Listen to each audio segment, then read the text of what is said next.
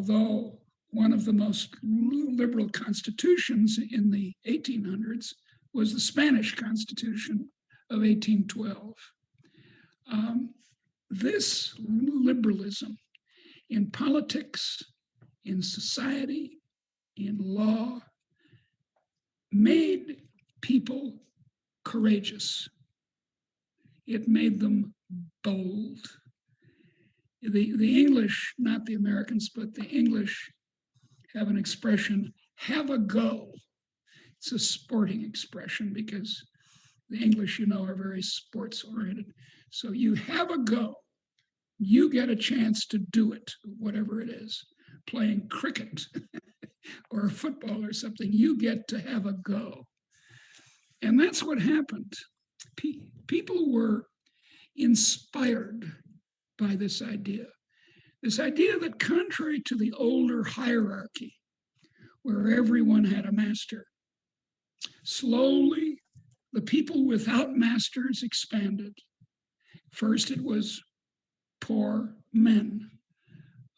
They, in the United States, in the election of 1828, when Andrew Jackson was elected, was the great breakthrough for poor men in the United States. And then, of course, as you know, the United States fought a great civil war over the issue of slavery. 20 years later, slavery was abolished in Brazil. And so people of color, Black people, were slowly freed, and women were. And immigrants, which is, as in the age of Donald Trump, became a terrible issue in the United States. I'm so ashamed at how my government behaved in those 4 years towards Hispanics, towards people especially from Central America. So they were liberated. And then homosexuals were. Although this, I know this sounds a little strange because it's only in Northern Europe and its offshoots that homosexuality was ever an actual crime. It was viewed by the church as a sin, but they didn't hand you over to the civil authorities to put you in jail, whereas in England and Germany and the United States, they did. So this expanded. More and more people, now here's the key word. It's not so much equality of opportunity, and it's certainly not equality of outcome. People, as St. Paul said, have various graces, various gifts. I mean, if we were all exactly the same, what would be the point of conversation? If we all knew exactly the same thing and were identical in taste, but we're not. Some people are tall, some are short, some are men, some are women, et cetera, et cetera. And so so equality of opportunity or even equality of outcome is not, that is a more French idea. Whereas Adam Smith, Cross again, and David Hume, and the others of the so-called Scottish Enlightenment, their idea was not the same. Their version of liberalism was not the same as, say, Rousseau. Their idea was equality of permission. That's the key word, permission. And a thoroughgoing liberal society is one in which everyone has equal permission. Now notice, equal permission. Because in earlier hierarchical societies, which are very natural in an age in which agriculture is mainly what people do, hierarchy comes naturally. There's a landlord, he has a sword and a horse, and your ancestors and mine are the peasants, and we can't get away from him because it's our soil that we're working. So we can't take our soil and run away. So we're his serfs, we're his slaves, we're his subordinates. And then, of course, in especially in agriculture, but also, I think, in hunter-gatherer societies, women are subordinated to men. So there's all this subordination and hierarchy, and that's what liberalism, the equality of liberalism, is all about, is getting rid of that. Now, it's not perfect, to put it mildly. In Ecuador, you still have serious problems with ethnic hierarchies. We certainly do in the United States, I can tell you. And those are terrible, and I wish they didn't happen. But it's this permission. So you're permitted to go into any occupation you want. Now you say, well, no, wait a second. If you're a doctor, you've got to get a certificate from the state, permission to be a doctor. And we liberals, if we're radical enough, we say, no. Anyone should be able to set up any way they want to braid hair, as a famous recent example in the United States, or work as an electrician.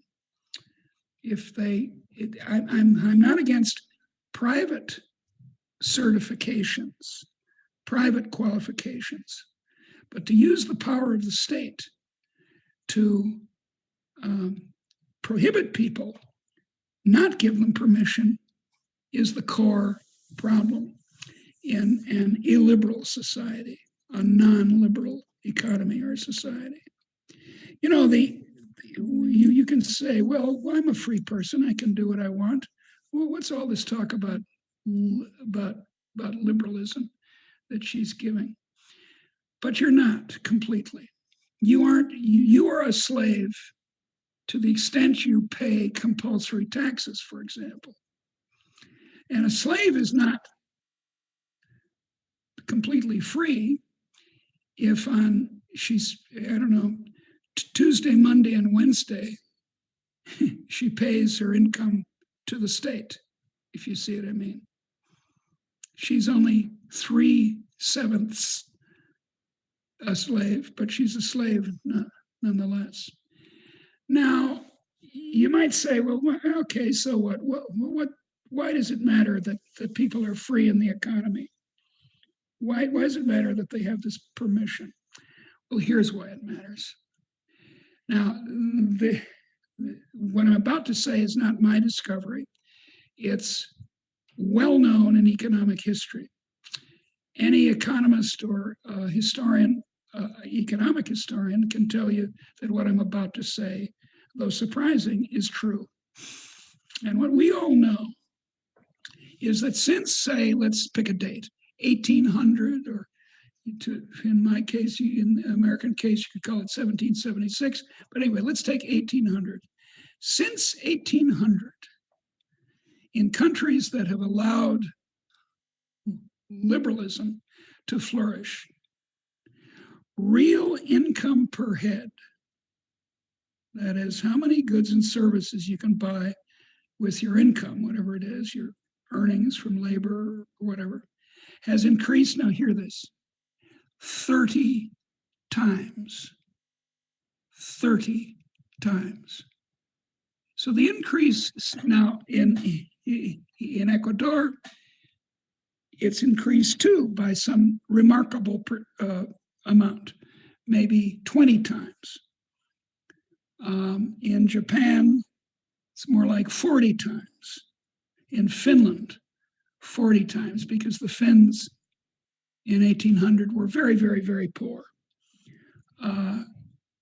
But for a sort of world average, it's increased by a factor of 30 in countries that have allowed liberalism in the economy to take place, for people to be free to start businesses, go where they want to work in any occupation without trade unions or government licenses.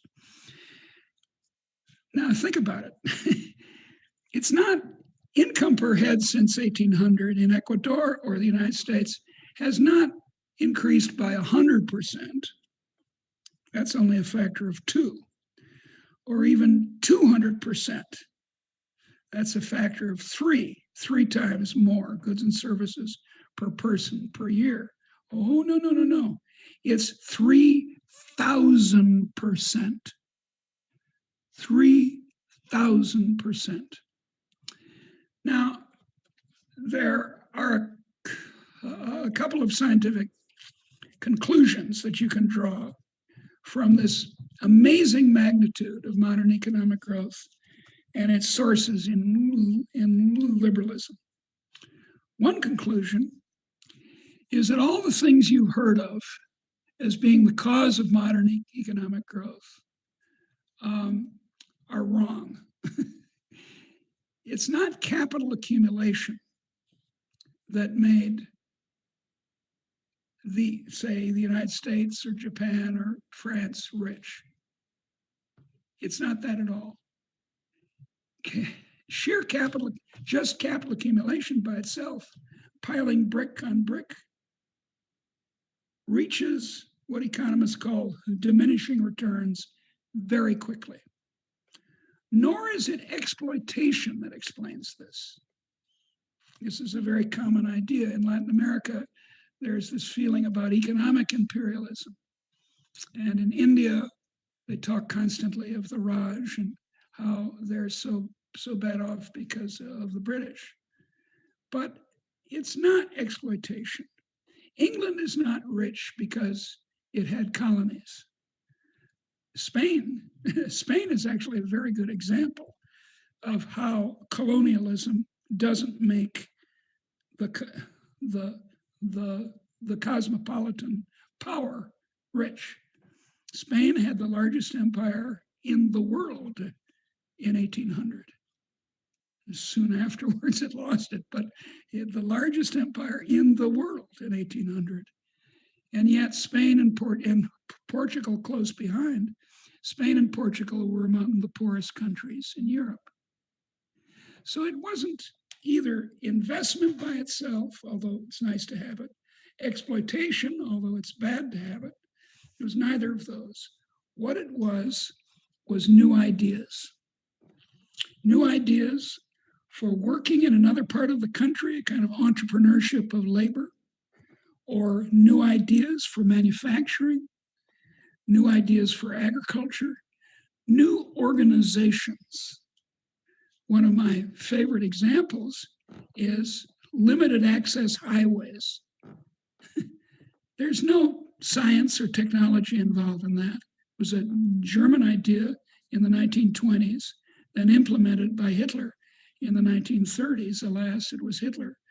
But the limited access highway is a brilliant, simple idea, which when you have cars that can go fast enough is worth having. Likewise, containerization, which has transformed transportation in the world. There's nothing scientific about it. You just have boxes of a standard size and you pile them up and you put them on ships and you send them to China. So it's ideas that were freed. It was, to express it another way, liberalism gives people permission to be creative. And it's human creativity, not capital accumulation, not exploitation, that explains our present riches. Now, of course, Ecuador is still poor on average, but there's no reason why that has to, there are reasons, but they're in the long run, there's no reason for Ecuador to go on being poor. How do I know that? Well, take a look at Hong Kong. Hong Kong in 1947 had the same very low average income as the mainland of China. In 40 years, a couple of generations, it went from that condition to having an income per person a little bit below that of the United States, even though there had been very large numbers of mainland Chinese who emigrated to Hong Kong when it was a British colony. Another example is China itself, which in 1978, after decades of Chairman Mao, had a very, very low per capita income. You think you're poor in Ecuador. China in 1978 was much, much poorer. The largest famine in world history had happened in China in the so-called Great Leap Forward, the largest famine in world history. Then the Chinese adopted liberalism in their economy, unfortunately not in their politics. And the result you can see. I've been to China a few times, and it's really amazing what they've done. Now, they're still poor by American standards. Their income is about a third per head of what it is in the United States. And I doubt that they're going to get a lot further than this, because Xi Jinping is a terrible tyrant, and he's going to damage Chinese growth. I think this fear about China as the new hegemon is very foolish talk. But in any case, the same thing is happening in India. India, with all its problems of, caste and enormous poor population, is growing very fast, 6 or 7% per year per capita. Well, 6 or 7% per year means that in about 10 years, your income per head doubles. And that in 20 years, it goes up by a factor of 4, right? And then in 30 years, by a factor of 8. Well, that's how you do it. If you want to become better off in Ecuador, you should adopt liberal economic policies. Don't worry as much as people do these days about equality. I know this is a great worry that people have, but let people have a go. Let ordinary people have a go. Let them start little, stores on the street. Let them have their the land under their houses, their squatting houses, their favelas. Let them have it as capital. Then let people start businesses. Don't protect domestic business from foreign competition. Let it go. I'll end with this. I've taught in South Africa some, and I love the country, and I think it has great promise.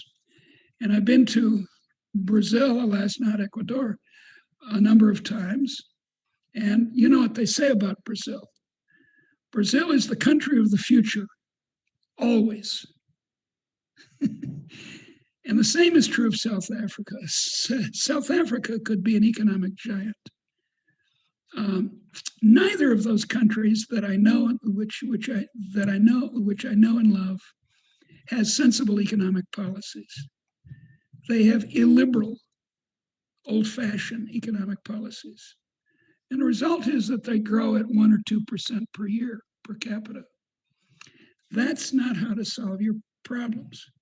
The solution is to let things go, deregulate, let people have a go, and then there's no reason at all that in 2 generations, Ecuador couldn't have the same income, well, as Chile next door, or France for that matter.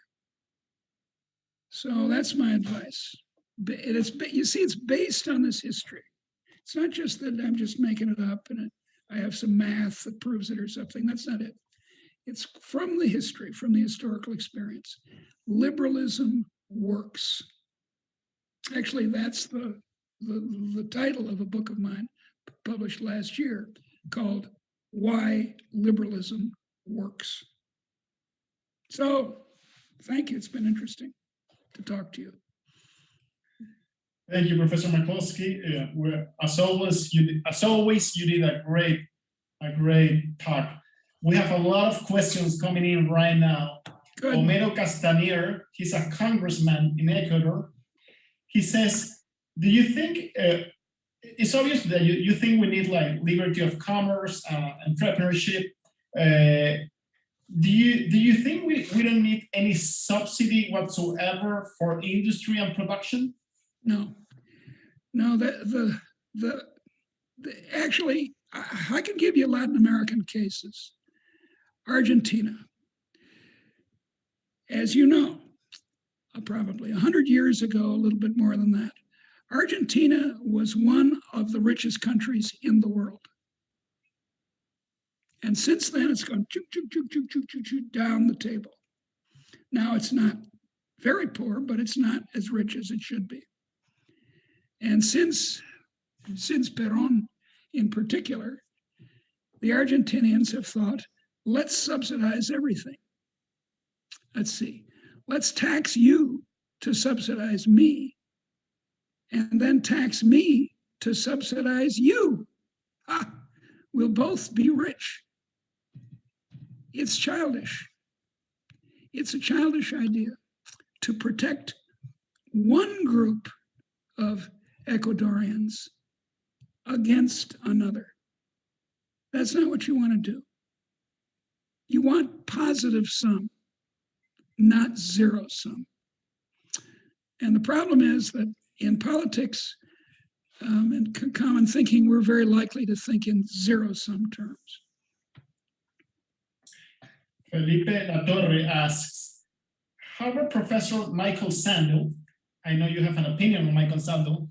Has argued that meritocracy is a problem given that opportunities are not the same for everyone, and that it creates winners and losers that become resentful to society with greater inequality. What do you think of that? I think he's correct about the politics. I think he's correct that the wave of populism worldwide has this kind of a source, this resentment. But the solution is not what, look, let's talk about equality a little bit. You, sir, are smarter than I am. I know it for a fact. For example, you speak my language, I don't speak yours. So that's how stupid I am. So let's see, how to make the two of us equal. Well, I've got an idea. Let's get hammer and nails and pound nails into your head until you forget how to speak English. Now that would create equality. But of course, it would be against St. Paul. It would be against the variety of graces that we have. So the right way to go is not egalitarianism of outcome, or what Sandel wants to, equality of opportunity. No. Permission is enough. And it works. You give people permission, they enrich themselves. It's a mistake to think that the poor are always with us. They're not. If you let the poor, if you give the poor permission, they'll do the things, they'll send their children to school, they'll do the things that in a couple of generations can make Ecuador a rich country. It's not resources, by the way. Ecuador has lots of mineral resources. Forget about that. That's not how you do it. You do it by letting people try out things. Thanks, Professor. Kevin Villasís, he asks, in The Rhetoric of Economics, a great book from Professor McCloskey. Thank you.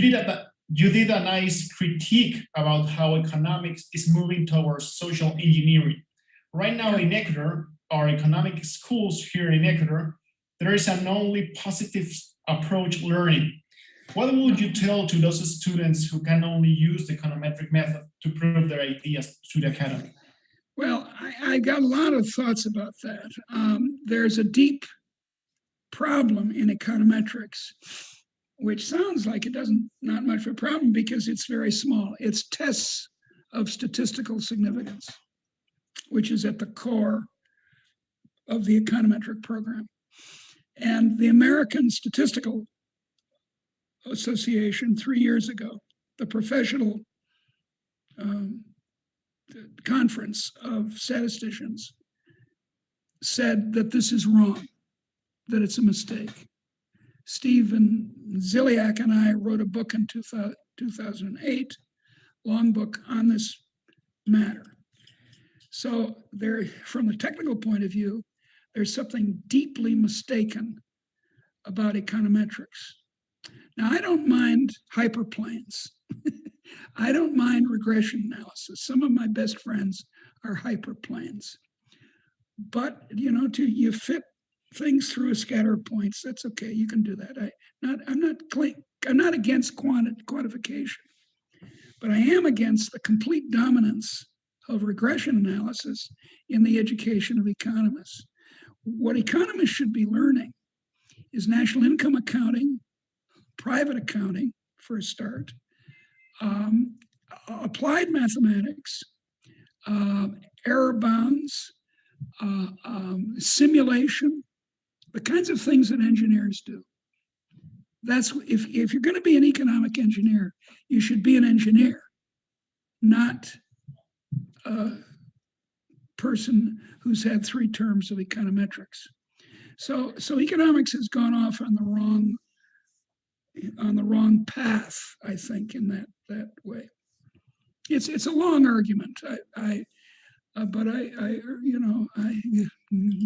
go to my website, Deirdre McCloskey, and you'll find papers on this. Great. Teresa Sosa asks, what's the difference between rule of law and equality of permission? Well, laws can be terrible. The rule of law in Nazi Germany is that if you were Jewish, you couldn't run a business and you couldn't become a university professor. And so that was law. So sheer rule of law doesn't suffice. It's necessary. It's necessary that there be rule of law. But the laws have to be good laws. Just blind following of laws, if they're not liberal laws, is not a good idea. I mean, look, we have the Food and Drug Administration, which is in the United States has terribly damaged our reaction to COVID-19. Well, if you follow the law, you get damaged. So law, you know, I have lots of conservative friends who talk this way. They say, rule of law, that's the key. No, it's not. It's permission that's the key. And by the way, that's the novelty. English law, famously from the time of Edward I, that's 1283, I think, or maybe 1183, I got my centuries mixed up, has been thoroughly organized. Contract law, property law, all well organized for 800 years. That didn't by itself cause the industrial, the what I call the Great Enrichment. The Great Enrichment came from liberal laws, free trade, allowing people to have permission. Hugo Starniolo asks, if liberal values are directly derived from a very particular bourgeois mindset, born out of Christian Protestant ethics, what happens when a particular group of persons rationally reject those liberal values out of their own cultural experience, such as Russians and Hungarians? Well, they're not rejecting it sensibly. They're fools. Orban is a tyrant. So is Putin. I think we can agree. It's not really out of Protestantism, by the way. Most people in Ecuador are Catholics. You shouldn't feel ashamed of that. I'm an Anglican, but we too consider ourselves a holy Catholic and apostolic church. And it's not Christianity that caused this. If Christianity caused it, Russia's Christian. Russia, or orthodoxy, is in some ways a more attractive theology than that of the West.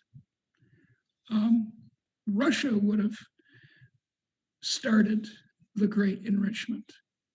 But of course, so Christianity, I have an argument with Daniel Klein, George Mason about this, and Daniel thinks it's Christianity, and I say no, it's not, Dan. It's the 1700s. It's very new, and that's why this amazing growth is very new. So, by the way, I'm not Max Weber. Max Weber was a great sociologist, but his theory is wrong. It's mistaken. He's not correct. His theology is wrong. His economic history is wrong. His sociology is wrong. Everything about that great book, The Protestant Ethic and the Spirit of Capitalism, 1905, is wrong.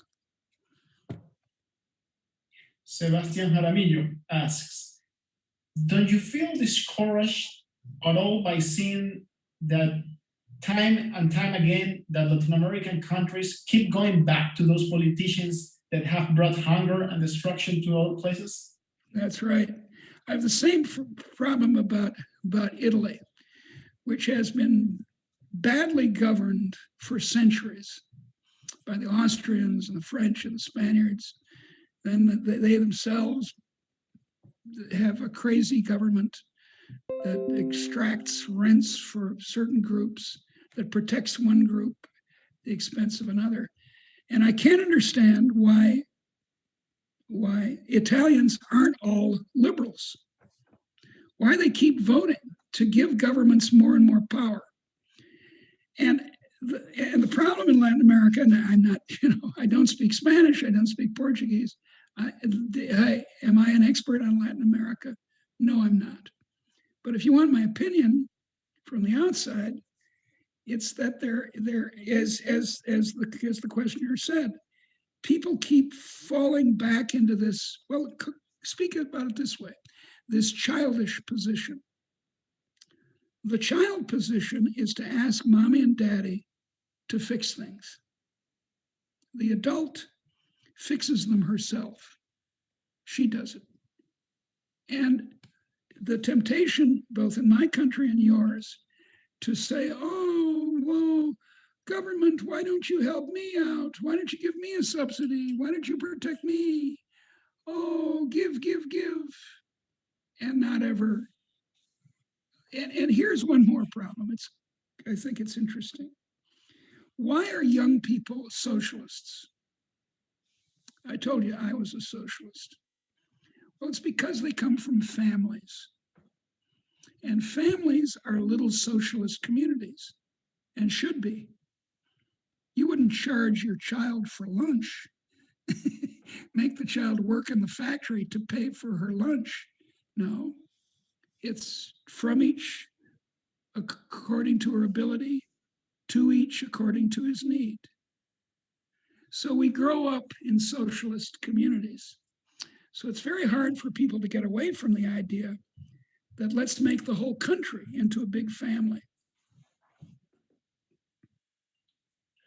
Okay, Esteban Reyes, how can we create liberal institutions in Ecuador if our country has never been liberal?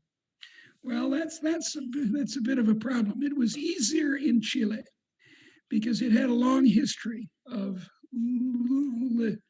liberal governance before the night. Well, for a long time, for 100 years, well before Pinochet and the Chicago Boys. Yeah, that is a deep problem. There's a famous book, at least famous in economic history, by Stanley Angerman, and who's the other guy? I can't remember, which says that Latin America has the disadvantage of the hacienda, of the subordination of indios, and so forth, that then has carried over into modern times. But look, India has castes. You want to see hierarchy? Try the Indian caste system. I mean, it's loony. It's hundreds of castes. They even have a caste for Christians, a separate caste for people who converted to Christianity or were Christians. Well, yet India is able to grow. India didn't have a liberal history. It had the Rajas. It had an empire. It had hierarchy and castes, and yet it was able to grow.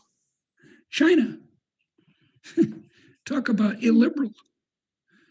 There was a brief period from 1911 to, I don't know, 31 or so, when China had a liberal polity, even in politics. Yet it was able to grow.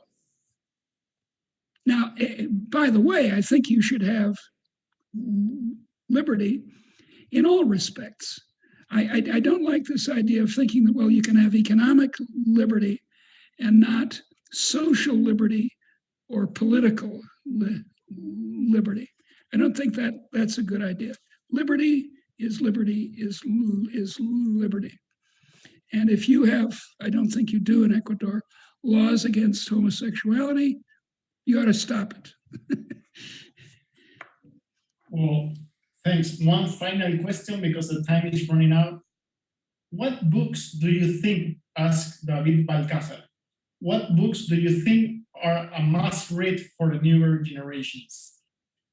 Well, it's kind of embarrassing because, of course, any author will say, go to my website, go order all my books in Spanish and Polish and whatever, and read them. But one book which I can recommend is Bill Easterlin's, not Easterly, Easterly writes. He has a book, the first book that made a big splash around the year 2000, Easterly, spell it like it's English. And he argues that that capital accumulation is not the source of economic growth. I don't know. Read War and Peace. Read great Spanish novels. Read the great novels of the, what's his name? The liberal novelist. I always forget his name. I don't know. I suppose my answer is to read everything. Okay. Read. Well, thank you, Professor McCloskey. People is like, there's a ton of questions, but we are running out of time. Well, now here's my suggestion. People who want to write me, I'll answer your questions. My email address is Deirdre. You have to spell that right. Deirdre, the number 2, at uic.edu, and I'll be glad to answer any questions you have. Because, you know, economics is a strange subject.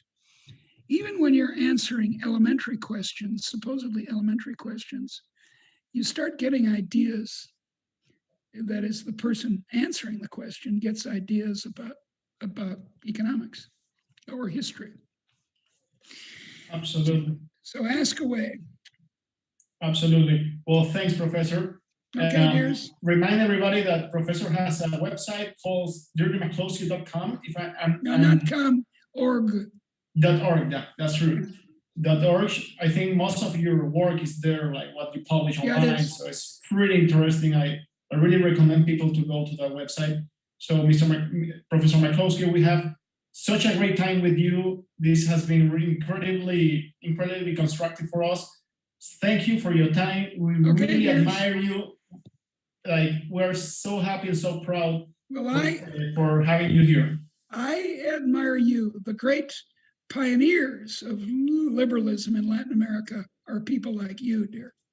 Thank you.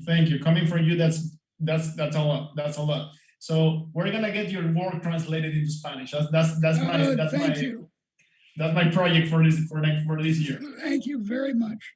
Goodbye. Muchas gracias a todos. Saludos. Bye-bye. Bye.